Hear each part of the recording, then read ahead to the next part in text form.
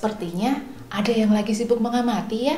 Sebenarnya kemampuan mengamati itu penting loh, bukan sekedar mengamati objek. Bapak Ibu guru harus memiliki kemampuan untuk mengamati peserta didik. Kemampuan mengamati atau assessment sangat penting untuk seorang guru di 2 minggu pertama awal masuk kelas 1 SD. Di 2 minggu pertama, tujuan utama seorang guru adalah untuk mengenal peserta didik dan menyesuaikan pembelajaran sesuai tahapan dan kemampuan peserta didik. Siapapun peserta didik itu, melalui PAUD ataupun tidak, asesmen awal tetap perlu dilakukan agar guru dapat mengenal kemampuan fondasi yang telah dicapai peserta didik, dan peserta didik memperoleh kemampuan fondasi secara holistik. Ingat, 1. Laju perkembangan peserta didik berbeda-beda. Meskipun peserta didik di kelas memiliki usia yang sama, namun laju perkembangan mereka berbeda-beda. Banyak faktor yang mempengaruhi laju perkembangan peserta didik. Gizinya saat bertumbuh, kesempatannya berinteraksi dan berkegiatan di rumah, kualitas pendidikan sebelumnya, dan masih banyak lagi. 2. Tidak hanya laju perkembangan, namun kesempatan belajar peserta didik pun berbeda-beda. Tidak semua peserta didik mendapatkan haknya untuk dibangun kemampuan fondasinya di PAUD. Pada pertanyaan 1, peserta didik yang langsung masuk ke kelas 1 SD memiliki peluang lebih kecil untuk terbangun fase fondasinya. Oleh karenanya, guru perlu melakukan asesmen awal untuk mendapat data pemetaan peserta didik di kelasnya, sehingga dapat merancang pembelajaran yang dapat membantu peserta didik menguatkan kemampuan fondasinya. Kemampuan fondasi yang harus diperoleh peserta didik secara holistik adalah mengenal nilai agama dan budi pekerti, kematangan emosi yang cukup untuk berkegiatan di lingkungan belajar, keterampilan sosial dan bahasa yang memadai untuk berinteraksi sehat dengan teman sebaya dan individu lainnya, pemaknaan terhadap belajar yang positif, pengembangan keterampilan motorik dan perawatan diri yang memadai untuk dapat berpartisipasi di lingkungan sekolah secara mandiri, kematangan kognitif yang cukup untuk melakukan kegiatan belajar, seperti dasar literasi, numerasi, serta pemahaman tentang hal-hal mendasar yang terjadi dalam kehidupan sehari-hari. Enggak sulit kok. Ya, aku ingat 6 kemampuan fondasi yang harus dimiliki peserta didik. Yang penting, Bapak Ibu guru memperhatikan prinsip-prinsip dalam melakukan asesmen, yaitu 1. Tidak harus diterapkan per peserta didik, sehingga guru dengan sumber daya terbatas tetap dapat melakukan. Yang dicatat adalah peserta didik yang perlu perhatian khusus. 2. Asesmen dilakukan melalui kegiatan pembelajaran, lalu guru melakukan pengamatan saat kegiatan tersebut dilaksanakan. Jadi, bukan kegiatan berbentuk asesmen. 3.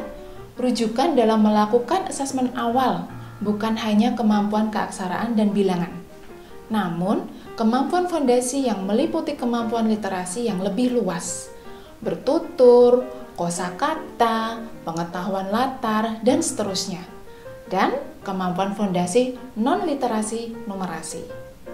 Contohnya, peserta didik mampu mengenali agama dan menunjukkan budi pekerti yang baik, dapat berpisah dengan orang tua dengan mudah, dan mengelola emosinya di awal-awal SD kelas 1, mampu berkomunikasi dengan teman dan guru, mampu berinteraksi dengan teman-teman.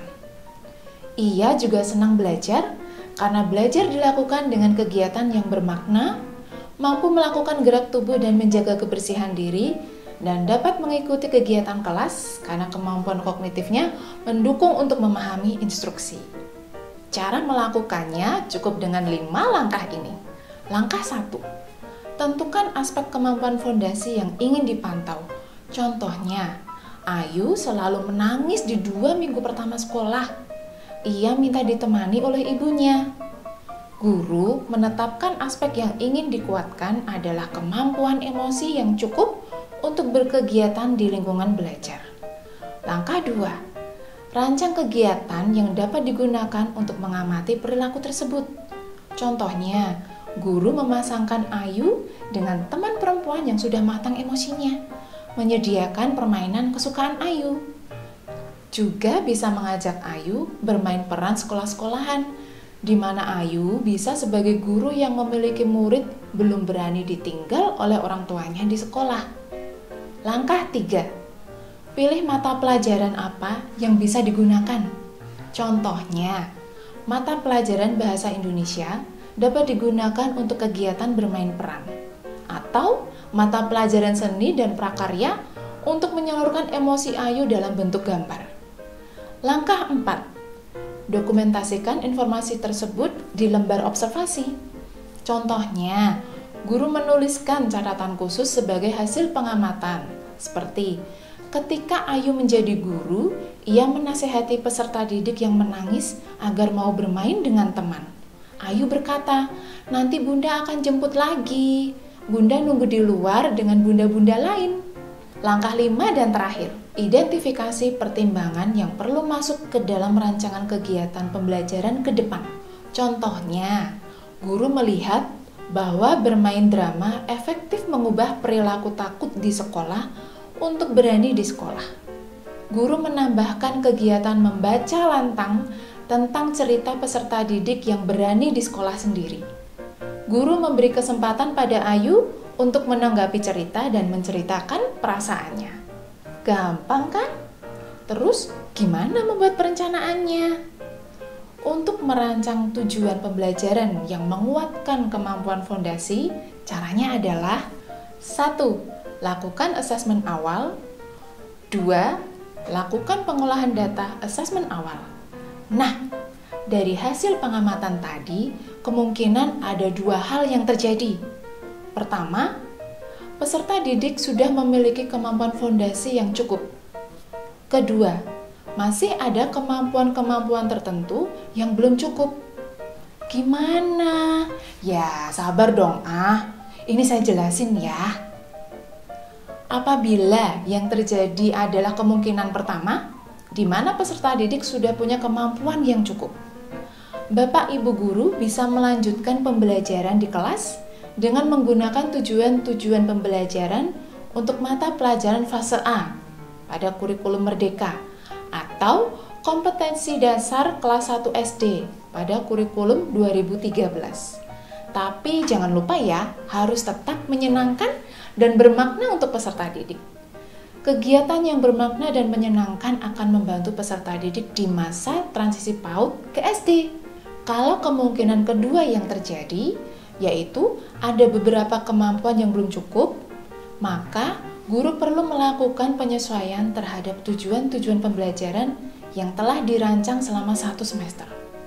Bapak dan Ibu guru tidak disarankan menggunakan tujuan pembelajaran mata pelajaran fase A, kurikulum Merdeka, atau kompetensi dasar kelas 1 SD, kurikulum 2013, melainkan menggunakan tujuan-tujuan pembelajaran yang ada di fase fondasi atau kompetensi dasar PAUD untuk menguatkan kemampuan-kemampuan fondasi yang belum muncul pada murid. Oh, gitu ya, paham saya. Tapi gimana kalau dalam satu kelas hasilnya berbeda-beda? Kalau ternyata dalam satu kelas kemampuan fondasinya berbeda, maka guru perlu menerapkan strategi pembelajaran yang berbeda. Oh, tenang, nanti dibahas kok di video selanjutnya. Nonton ya video selanjutnya.